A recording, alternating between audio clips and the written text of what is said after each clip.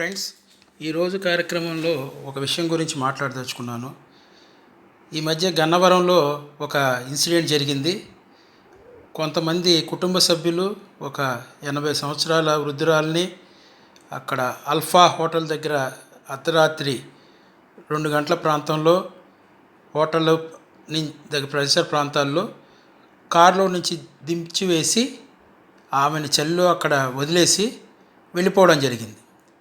తర్వాత alpha hotel దగ్గర ఉన్న జనం చూసి అక్కడ దగ్గరలో ఉన్న ఒక ఆశ్రమంలో చేర్చడం జరిగింది. ఉదయం నాడు పోలీసులు వచ్చి ఎంక్వైరీ చేయగా అది గన్నవరం దగ్గరలోని పరిసర ప్రాంతాల్లో ఒక విలేజ్కి సంబంధించిన వాళ్ళు సీసీటీవీ ఫుటేజీలు చూడగా ఆ పరిసర ప్రాంత గ్రామంలోని వ్యక్తులు దించి వెళ్ళారని తెలిసింది. ఎందుకు ఈ విధంగా జరుగుతుందో, హిందూ సమాజంలో ఇంతమంది తల్లిదండ్రులని వదిలి వెళ్ళటం అనేది మనకి ఏం సూచిస్తుంది? ఎక్కడికి పోతున్నాం? మన విలువలు ఏమైపోతున్నాయి? తల్లిదండ్రులని భారంగా చూస్తున్నారా? మనకు జన్మనిచ్చిన తల్లిదండ్రులని ఈ విధంగా వదిలివేయటం ఎంతవరకు సబబు?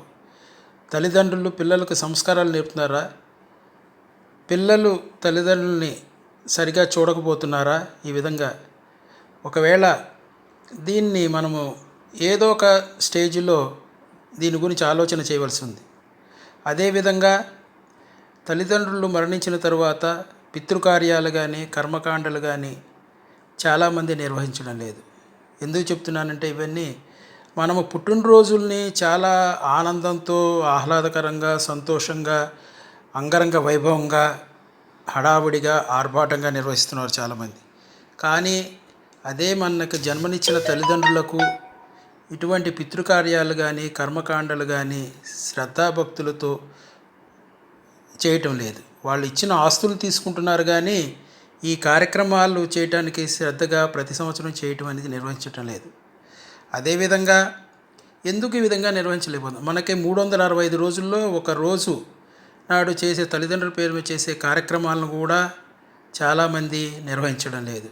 అంటే ఖాళీ లేకపోవటం వలన, లేకపోతే వాళ్ళని ఆ కార్యక్రమాలకి, అంటే 365 రోజుల్లో సంవత్సరానికి ఒక రోజు ఆ కార్యక్రమాలు నిర్వహిస్తే వాళ్ళకి